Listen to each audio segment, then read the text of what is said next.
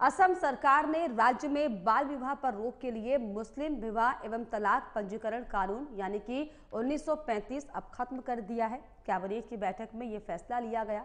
Report देखिए।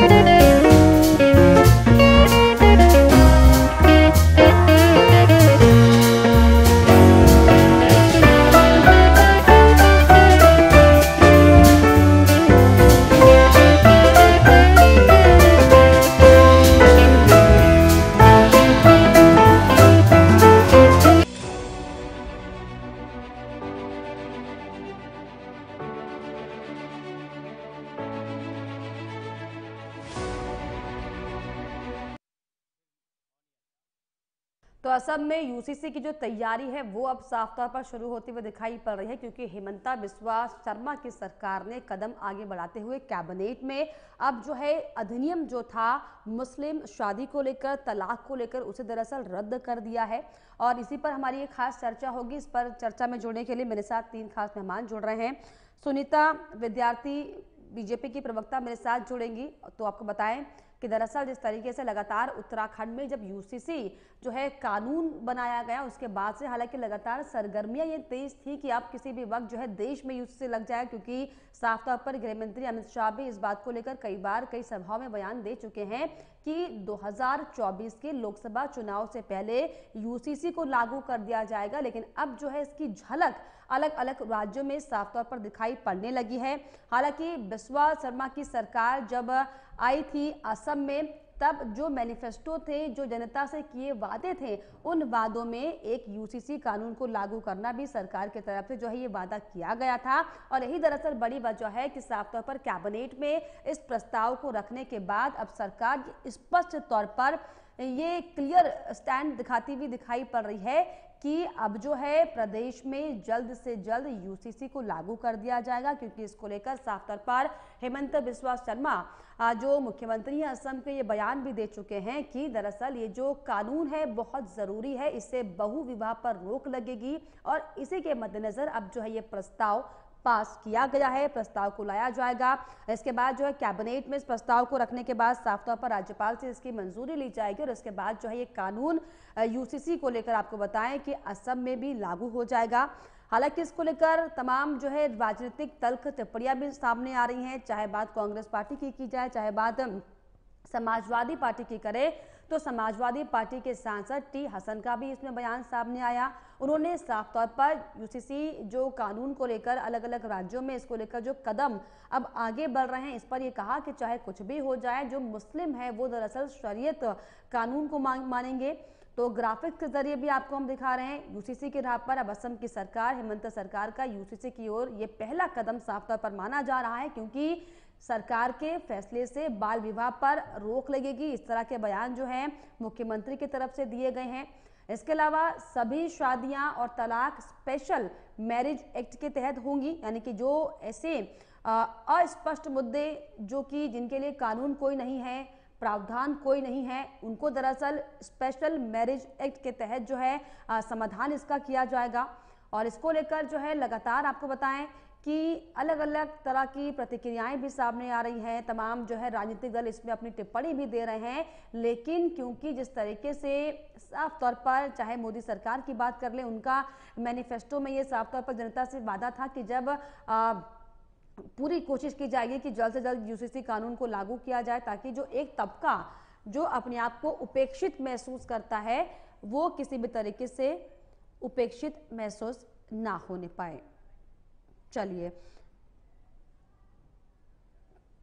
और इस पर खास चर्चा के लिए मेरे साथ खास मेहमान भी जुड़ रहे हैं। बीजेपी से प्रवक्ता सुनीता विद्यार्थी मेरे साथ जुड़ रहे हैं। मैम, आपका स्वागत। इसके अलावा मेरे साथ मोहिंदर प्रकाश, नेता कांग्रेस। इसके अलावा मेरे साथ प्रमोद कुमार, वरिष्ठ अधिवक्ता, मेरे साथ इस खास चर्चा में जुड़ रहे हैं। आप तीनों मेहमानों का मैं बहुत बहुत स्वागत करना चाहूंगी। और सुनीता जी, सबसे पहले आपके पास में आऊंगी, क्योंकि साफ तौर पर अब उत्तराखंड के बाद अब असम में भी साफ तौर पर यह समझा जाए कि यूसीसी लागू होने वाला है, क्योंकि सरकार की तरफ से पहला कदम अब आगे बढ़ चुका है।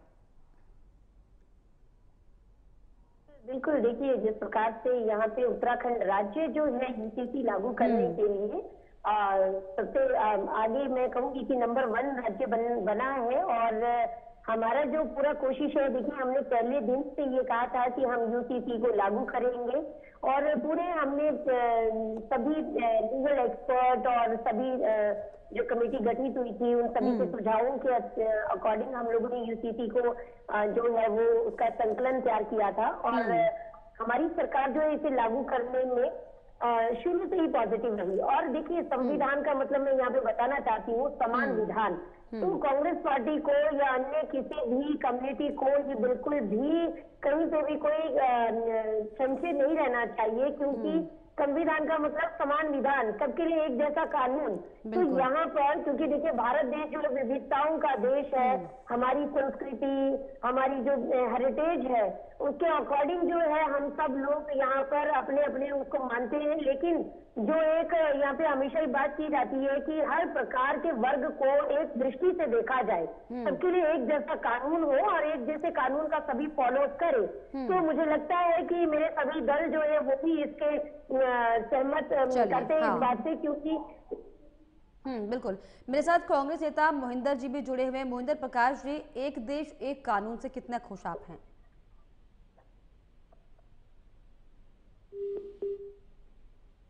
मोहिंदर जी, आपको मेरी आवाज मिल पा रही है? हाँ, ज्यादा बेटर है। बिल्कुल, आपको मेरी आवाज मिल रही है मोहिंदर जी? ये चश्मा बढ़िया है। चलिए, मेरे साथ वरिष्ठ अधिवक्ता प्रमोद कुमार जी भी जुड़े हुए हैं। प्रमोद जी, अब जिस तरीके से उत्तराखंड के बाद अब यूसीसी जो है की राह में असम की सरकार भी दिखाई पड़ रही है, पहला कदम उनकी तरफ से बढ़ चुका है। ऐसे में अब ये माना जाए कि उत्तराखंड की तर्ज पर साफ तौर पर अब वक्त दूर नहीं है जब असम में भी कानून बहुत जल्द बन जाएगा। वहां पर आपको लगता है कि यूसीसी लागू हो पाएगा? क्या कोई कानूनी दांवपेच वहां पर आएंगे क्या?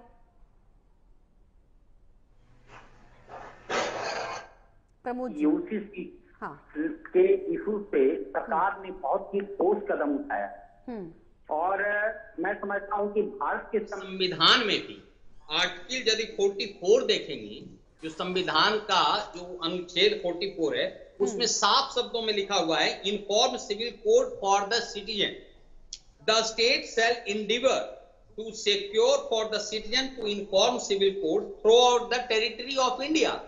संविधान में ये लिखा हुआ है कि स्टेट को ये पावर है कि वो पूरे जो भारत के जो यूनियन टेरिटरी है या जो भारत के हर एक राज्य में यूसीसी लागू हो, जो संविधान जो समान नागरिक संहिता है वो लागू होना चाहिए। कि जैसा कि देखिए संविधान का भी मैडम ने बताया कि समान विधान होना चाहिए, ऐसा नहीं है कि किसी के लिए दिस है दैट है। और भारत के संविधान में आर्टिकल देखिए 14 कहता है everyone is equal before law, जब लॉ सबके लिए बराबर है। और तीसरी चीज देखिए, जो क्रिमिनल लॉ है, क्रिमिनल लॉ तो सबके लिए बराबर है, चाहे वो हिंदू है, मुस्लिम है, सिख है, ईसाई है। तो सवाल उठता है कि सिविल जो प्रोसीजर कोड है, जो सिविल का जो केसेज है, वो सबके लिए क्यों नहीं हो? सिविल में जो कुछ लॉ था वो हिंदू मैरिज एक्ट अलग है, मुस्लिम मैरिज एक्ट अलग, सिख है, ईसाई है, सबका अलग अलग है। तो ये जो डिफरेंसेज हो रहा था, हाँ। इसके कारण क्या होता है कि यहाँ की जनता को न्याय नहीं मिल रहा था। उनको जो एक न्याय मिलना चाहिए वो नहीं मिल रहा था। अब चाहे वो बच्चे हो, चाहे वो जवान हो, चाहे वो महिलाएं हो, चाहे वो बुजुर्ग हो, चाहे वो माता हो, चाहे वो पिता हो या बच्चे हो, उनको कायदे से देखा जाए तो न्याय नहीं मिलता। आज होता क्या था कि जैसे आप बच्चा कोई लिया, गोद लिया, बच्चा को पढ़ाने वाला कोई नहीं है। फिर जो है जब शादी की बात होती थी तो शादी जो है उसको 2-2, 3-3, 4-4 शादियां कर लेता था, तलाक होता था। तलाक के बाद जो है वो उसको हलाला करते थे, फिर बिद्दत करते थे। इस तरह से जो है एक तरह से देखिए कि उनका एक ह्यूमन जो है किल किया जाता था, जो उनका प्रेस्टीज जो होता था, कायदे से न्याय उनको नहीं मिलता था, ना तो महिलाओं को मिल पाता था, ना बच्चों को मिल पाता था। बूढ़े माता पिता होते थे, उनको कोई भरण पोषण नहीं मिल पाता था। तो इसके लिए सरकार ने एक बहुत ही सराहनीय कदम उठाया और उन्होंने संविधान के तहत सारे राज्यों में लागू करने के लिए कोशिश किया। ये थैंक्स है कि इसमें उत्तराखंड सरकार ने सबसे पहला कदम उठाया। अगर असम की बात करें सर, मेरा सवाल ये कि अगर हम असम की बात करें, क्योंकि वहां पर अक्सर हम देखते हैं कि तमाम तरह के जो है सांप्रदायिक कई बार आरोप लगते रहे हैं, तमाम तरह की चीजें सामने आती रही हैं। ऐसे में असम की अगर हम खासतौर पर बात करें, क्या वहां पर ये कानून आसानी से लागू हो पाएगा? क्या कोई कानूनी दावपेच लगता है कि आपको रोड़ा बन सकते हैं क्या, या सारी राह आसान होगी सरकार के लिए? चलिए मोहिंदर प्रकाश जी, क्या आपको मेरी आवाज मिल रही है? आप देख लीजिए, इसमें वैसे यहाँ से आ रहा है, संविधान के अगेंस्ट में कोई काम नहीं हो रहा है, संविधान के निरहित हो रहा है काम, तो उसके लिए आसान और कठिन नहीं होता है। मैं समझता हूं कि ये सरकार, आसाम सरकार का ये सराहनीय कदम है कि वो उत्तराखंड सरकार के नक्शे कदम पर उठ करके वहां पे भी लागू करने की कोशिश कर रहे आपको मेरी आवाज मिल पा रही है? नागरिकों को प्रमोद जी, मैं लौटूंगी आपके पास। हाँ मोहिंदर प्रकाश जी, असम में मुस्लिम विवाह और तलाक पंजीकरण अधिनियम 1935 को रद्द कर दिया गया है। क्या पहली प्रतिक्रिया आपकी, कितने खुश आप? देखिए मैडम, अब आसाम में सरकार बैठी है ऐसी, हाँ। जिनको मोदी जी को ब्लाइंडली फॉलो करना है। इस हिंदुस्तान की अगर आप देखें सांस्कृतिक जो धरोहर है वो ये है कि अनेकता में एकता। हम आसाम में कुछ हैं, पंजाब में कुछ हैं, बंगाल में कुछ हैं और कश्मीर में कुछ है। हमारी जो विविधता है जो साउथ में है, अलग अलग की विविधता, यही हमें एक हिंदुस्तान बनाती है, एक गुलिस्तान बनाती है। बिल्कुल। लेकिन मोहिंदर जी, विविधताओं में जो परेशानियां आ जाती हैं, वो परेशानियों का सामना ये विविधता के जो लोग हैं वो ना करें, शायद इसीलिए एक देश एक कानून की बात चल रही है। एक देश एक कानून जो ये टर्म है, इससे कांग्रेस खुश है? मैडम मुझे कुछ अपनी बात कह लेने दीजिए जो उसी से संबंधित है जी। ये तो बीजेपी को अगर ये पता लग जाए कि सारी सब इंसान की शक्लें एक जैसी करती जाए हिंदुस्तानियों की, तो ये वो भी कानून बना देंगे कि सबकी शक्लें एक जैसी हैं, सबको प्लास्टिक सर्जरी करा के एक जैसा बना दिया जाए। ये तो एक उस धारा पर चलने वाले लोग हैं। लेकिन मैं पुराने लोगों से आता हूँ, सती प्रथा थी, वो टाइम के हिसाब से बनी थी। टाइम के हिसाब से कुछ कानूनों को रद्द किया जाता है, कुछ कानूनों को नया बनाया जाता है, लेकिन उसके अंदर सारे समाज का, सारे लोगों का भला देखा जाता है। किसी एक खास राजनीतिक मकसद से जब किसी काम को किया जाए तो ना तो वो सामाजिक न्याय कर पाएगा और ना कोई वैधानिक न्याय कर पाएगा। ये एक असंतोष की भावना पैदा करने वाला होगा। भगवान राम की कितनी माँ थी। मैं ये कहना चाहूँ कि दशरथ साहब जो उनके पिता थे, बड़े आदर और सम्मान के साथ कहता हूँ, कितने विवाह थे उनके? 3 विवाह थे। हमारे जितने राजा हैं, चलिए राजनीतिक लाभ इसका कितना होगा, हालांकि मोहिंदर जी ये एक दूसरा मैटर है, लेकिन मैं बस आपसे समझना चाह रही हूँ, जो एक देश एक कानून की बात हो रही है, इसमें जो है मुस्लिम पक्ष की जो महिलाएं हैं उनको ज़्यादा फायदा होगा, क्योंकि बाल विवाह जो है उस पर रोक लगेगी। अक्सर हम देखते हैं कि बहुत कम उम्र में बच्चियों की शादी हो जाती है। तो इस चीज़ को आप सही समझते हैं या फिर आपको लगता है कि ये भी कोई राजनीति का हिस्सा है? हाँ, आपने बहुत अच्छी बात कही। छोटी उम्र में किसी भी लड़की का शादी करना, वो चाहे हिंदू, मुसलमान, सिख, ईसाई कोई भी हो, वो तो देखिए स्वास्थ्य की दृष्टि से कभी भी आप पता कर लीजिए, वो तो अच्छा नहीं है। अगर किसी चीज को करने के लिए पूरे समाज के लिए किया जाए अगर किसी समाज के लिए कानून व्यवस्था बनाना चाहते हैं तो उस समाज के लोगों को भी तो साथ में बैठाइए।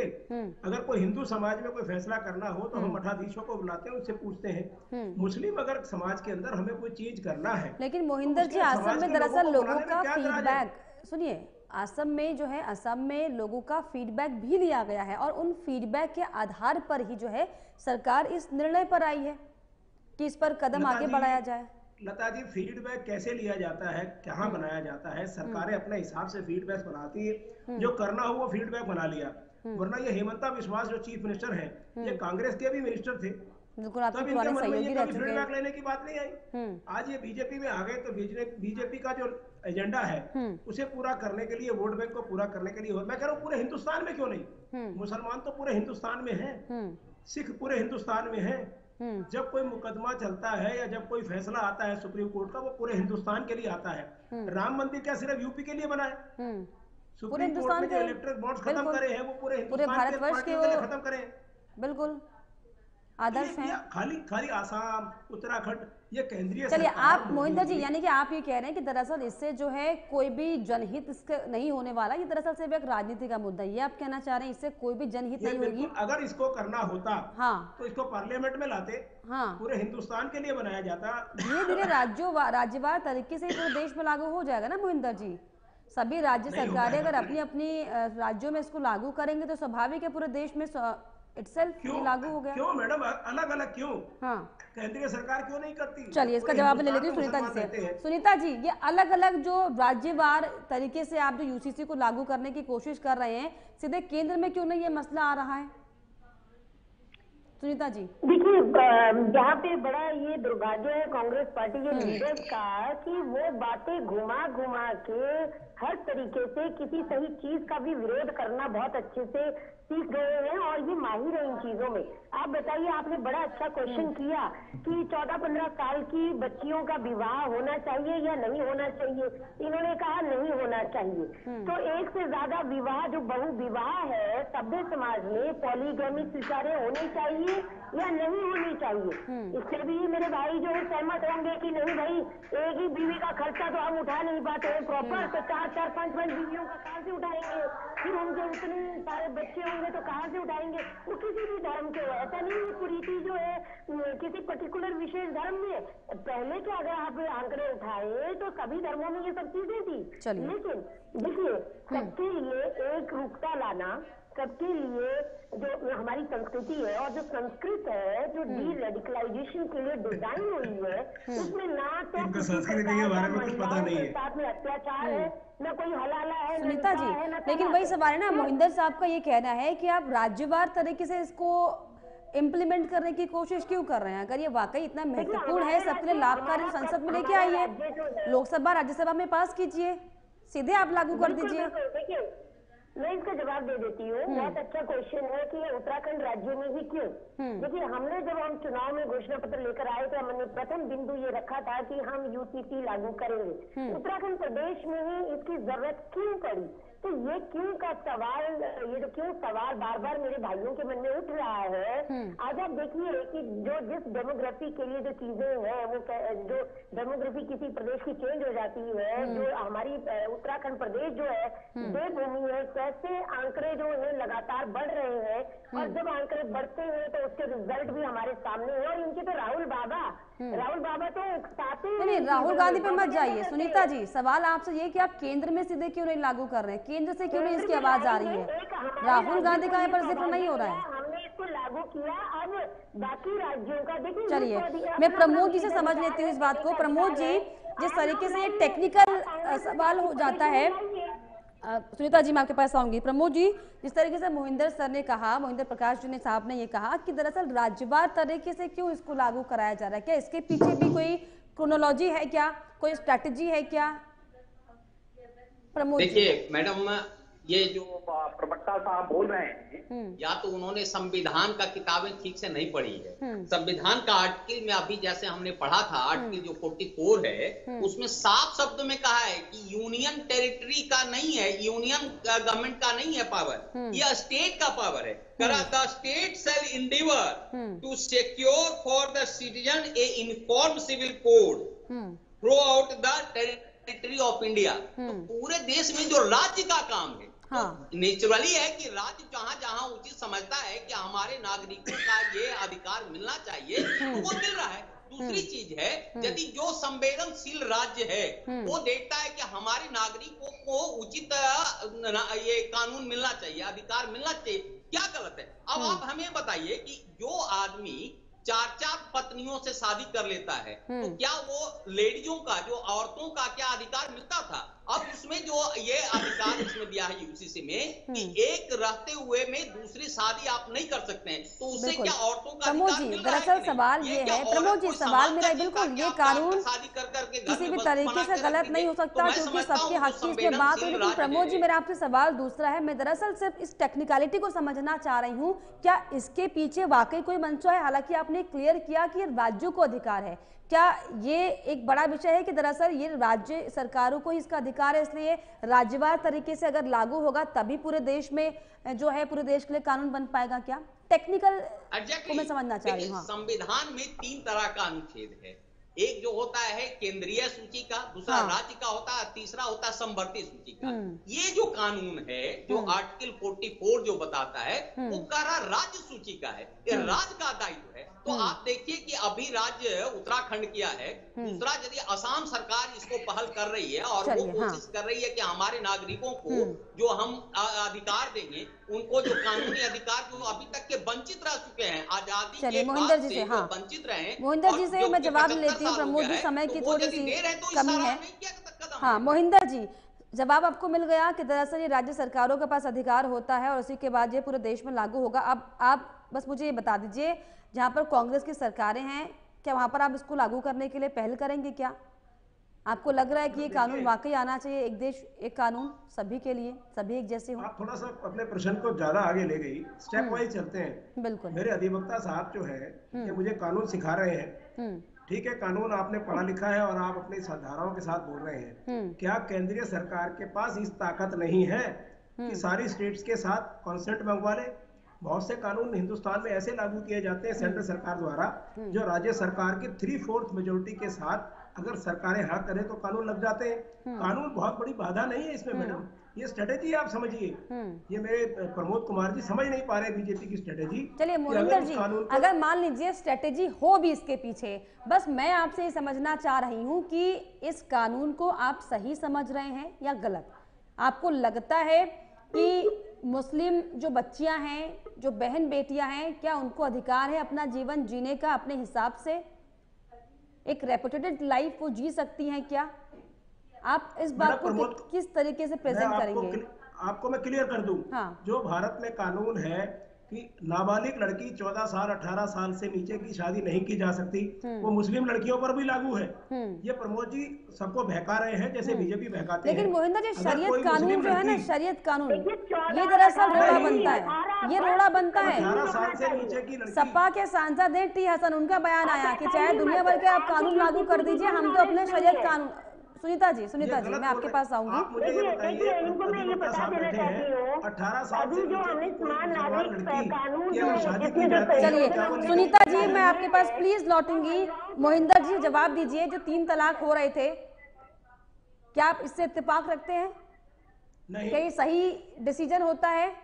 कहीं से भी पति फोन कर पत्नी को तलाक दे दे, तलाक के बाद की जो चीजें प्रोसेस है, क्या आप उसको मानते हैं कि वो सही है?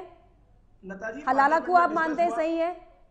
पार्लियामेंट में डिस्कस हुआ और पार्लियामेंट ने पास किया। मैडम मैं इनको जवाब देश का 3 तलाक का कानून नहीं है। मोहिंदर जी, बस मैं आपसे इतना जानना चाह रही हूँ कि कांग्रेस क्यों नहीं खुश है? राजनीति अलग रखी है, कांग्रेस क्यों नहीं खुश है? आपको तो आप पर आरोप लगते रहे कि आप तुष्टीकरण की राजनीति करते हैं। नहीं मैडम, किसी के कहने से तुष्टीकरण की राजनीति अगर कांग्रेस करती, 70 साल से हम राज कर रहे हैं, हमने कितने ही कानून बनाए हैं। चलिए फिलहाल कानून ऐसे बनाए हैं जो देश हित में बनाए हैं, सबसे पूछ के बनाए हैं। चलिए फिलहाल, हालांकि जिस तरीके से यूसीसी को लेकर अलग अलग राज्य सरकारें जो है पहल कर रही है और सबका मुझे लगता है कि सम्मान करना चाहिए अगर बात सही की हो तो। फिलहाल आप तीनों मेहमानों का बहुत शुक्रिया चर्चा में जुड़ने के लिए। सुनीता जी बहुत शुक्रिया आपका, मोहिंदर जी बहुत शुक्रिया, प्रमोद कुमार जी बहुत शुक्रिया आपका इस खास चर्चा में जुड़ने के लिए। इसी के साथ इस खास डिबेट शो में इतना ही। देश और दुनिया की तमाम खबरों के लिए आप देखते रहिए एमबी नेटवर्क। नमस्कार।